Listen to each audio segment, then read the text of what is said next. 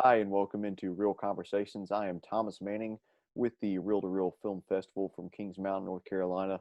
I'm so glad to be joined today by Kay Rubacek, the director of Finding Courage, a really moving documentaries. Thank you so much for joining us today, Kay. Thanks, Thomas. Yeah. And to start things out, I want to get your thoughts on what it was like to dive right into this documentary as your directorial debut, I believe, wasn't it? Yeah, So yeah. what did it mean to take on such a challenging adventure for you in your first project like this? If I knew it was going to be this big, I may never have started it. Um, when we started this film, it was going to be an 8-minute short piece, a portrait piece about the main character and what she went through in China. And I thought, great, this will be a good opportunity for me to kind of cut my teeth and learn a bit more about directing. And then the story started to unfold more. Her brother got out of prison. He'd been in there for 13 years, and then suddenly he's out of prison, and we were able to follow him around and just see how, mega PTSD kind of situation there with him getting out of prison. It was really something to kind of watch that and see him heal over a couple of years. And then we got this footage from a labor camp in China, and undercover footage, and really that was the kind of turning point for me where I said to my co-producer, this has to be a feature film. We've just got so much content here that there's no way we can do it justice in a short piece. And so it was really by default that it became my a feature directorial debut for me. It wasn't like I came into this saying I'm going to tell this story. It really wasn't like that. Yeah. And how difficult was it to kind of maintain composure and sensitivity to the subject material while also focusing on the direction and the storytelling and the task at hand, because it's such a tragic, harrowing story? So how was it like balancing those emotions? It's really challenging. I guess one of the good things with documentary is that you kind of get to put the storytelling together in the edit. Um, so a lot of that, we had so much footage, well over 100 hours of footage that really had to go through and work out the storytelling. So I kind of didn't have to deal too much with the storytelling process during the emotional interviews. And that allowed me to kind of just let them speak and kind of just, it was really important for me to kind of help them open up and feel comfortable on camera. Many of them didn't want to go on camera, so it was just really important to get them to feel comfortable and not to direct them really too much in the interviews, and then to allow that storytelling process. It makes it harder in the editing, but that was what we needed to do. And I think in the end, it kind of added to the authenticity that they really just got to tell their story, and then in the editing process, that's when we got to really create that form of the story arc and everything. So what is something that you've taken from your interactions with these remarkable individuals that have overcome so much that maybe you can apply to your own life, whether that be personally or professionally in your filmmaking career? Oh, I really think I have already been doing that. There was times during, we took like 2.5 years to do the edit. And during that required a lot of patience, a lot of tolerance, a lot of rewriting, a lot of courage there just to keep going.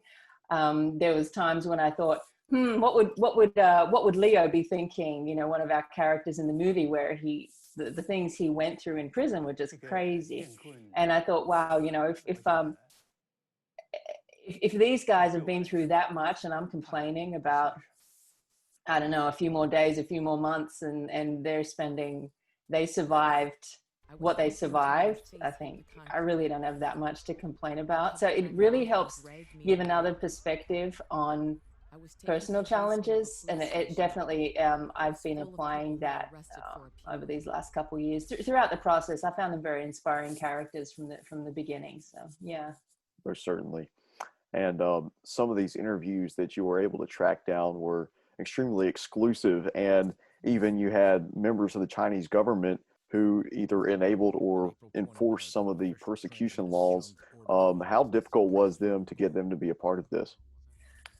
That was a challenge. There was a number of them who refused to go on camera, um, and they're obviously not in the film, but they still did teach us some things.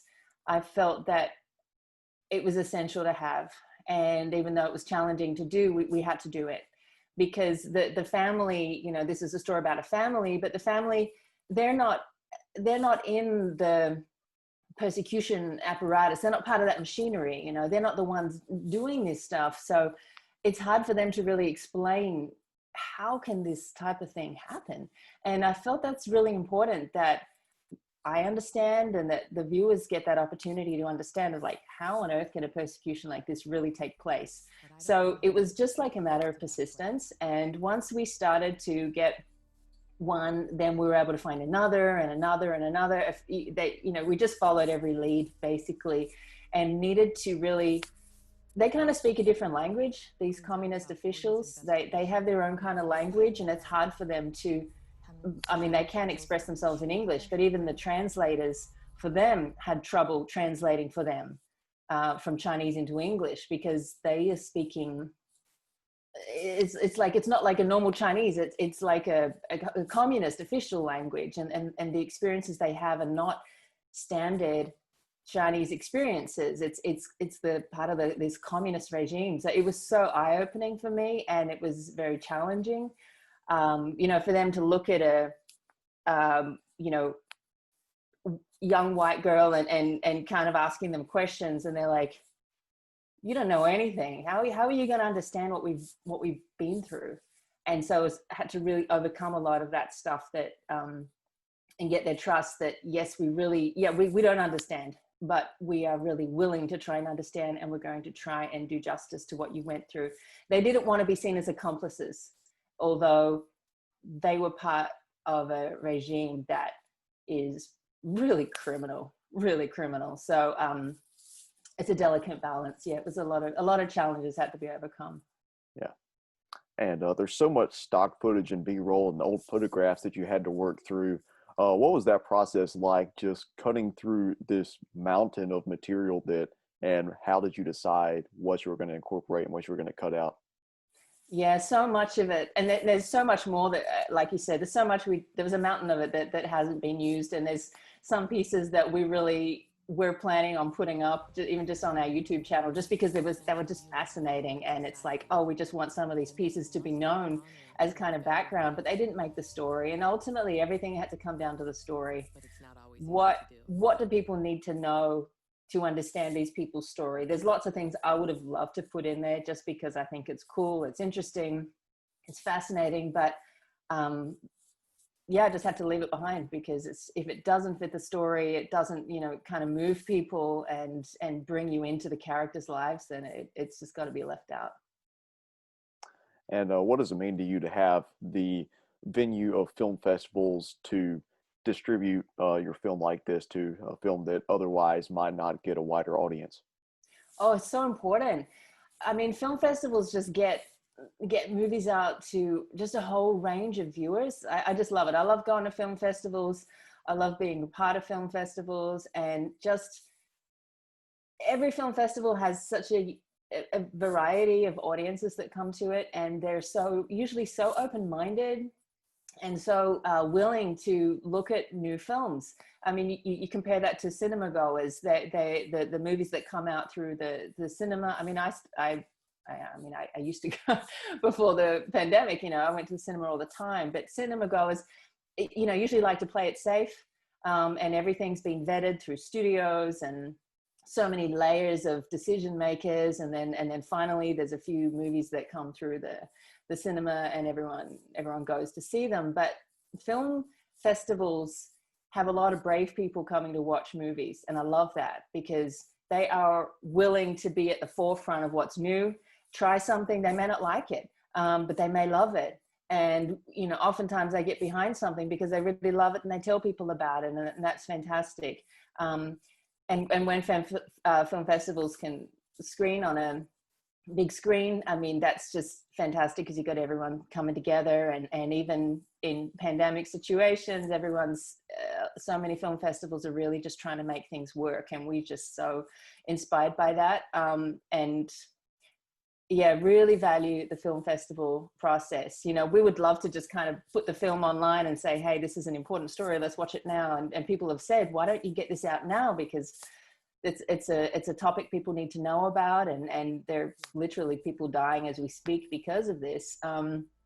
But we really see that there's a lot of value in having a film go through the film festivals, because you just reach new audiences, you get feedback, you get a lot of rejections, and you get some of those, you know, you get some credit too, where you can actually say people really think this is an important movie to watch, and then more people are going to watch it later on. So I just think there's so many reasons why we really want to, you know, that we choose to delay the release of our films to go through the film festivals. And I think it's, as a filmmaker, it's just really valuable. Yeah, well, Reel to Reel is certainly honored to be showcasing your film. So thank you for everything that you did to make it possible. Oh, we are so honored to be a part of Reel to Reel. Thank you so much for having us. Yeah. And moving forward in your career as a filmmaker, do you anticipate telling more really human stories like this one, or do you think maybe you'll branch out into something else? We're not sure as to where it will go. We are releasing a book related to this movie. It'll be out it'll be out within a month or two. And that's related to the stories from the officials, the former Chinese regime officials, because a lot of that, it's hard to tell through a movie. So this will be like a kind of companion to the movie. And that's a bit of a departure to write a book, but I have done that because we just had these amazing stories that couldn't make it into the movie. So as to what comes next, we're kind of open, and still deciding. We've got a number of maybe documentary, maybe scripted. We'll see. Yeah, nothing totally confirmed yet. Yeah. Well, before we wrap things up, anything else you want to share about either the production of the film or a main takeaway that you want the audience to take from the story? Let's say there's one thing that really drove us to keep going, was that some people have said, hey, this is a Chinese story, and you're not Chinese, you don't even speak Chinese, why are you telling this story? And I really look up to a lot of filmmakers who have done that. They've looked at other cultures, and they have helped to tell their stories. Because it's really hard for someone in a culture, say, for example, such as China, to tell their story to the West in English. If they said it themselves, it's really hard for Westerners, Americans, to understand that. So I think there's a lot of value in helping people to tell their stories, and a lot of value from looking at it from an outsider's point of view. And there's a lot of challenges in that too, but I think you can bring out a really good story that way and help be a bridge. So I feel like our role in making Finding Courage has really been a bridge to be able to bring these stories that really don't get heard very much, but they're really important. And they do affect what's going on in the US, and even more and more now. The stories from China, people are getting more and more interested in, and we think that that's a lot of value there. So yeah, just being that bridge was something that really kept us going. That, you know, there's a lot of challenges here. We had to depend on a lot of translators to help us to get this done. But in the end, we felt it was really worthwhile because of that's a role that filmmakers can play. And when I see them doing that, it's definitely inspired me. And hopefully this film will inspire others to kind of look beyond just what you see on your day-to-day, what you're used to seeing, and maybe step into another zone where you're looking at another world. You're looking at people from a completely different culture, completely different background and language. And actually that's kind of fascinating. So yeah, I think it's really worth doing, and we found that very, very inspiring. Yeah. And if people want to keep up with your work, whether that be through social media or a website you have, where would you send them?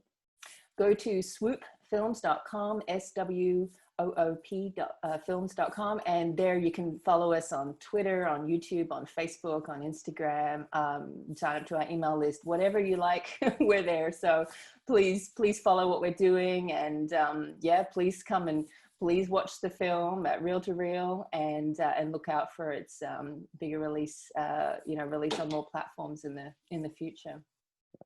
Well, Kay, thank you so much for your time today. We are very appreciative of everything that you've done. Oh, thank you, Thomas. So glad to be a part of this. And that's right, Thomas Manning with Reel to Reel Film Festival, and Kay Rubacek, the director of Finding Courage, signing off for Real Conversations. Thank you for joining us today.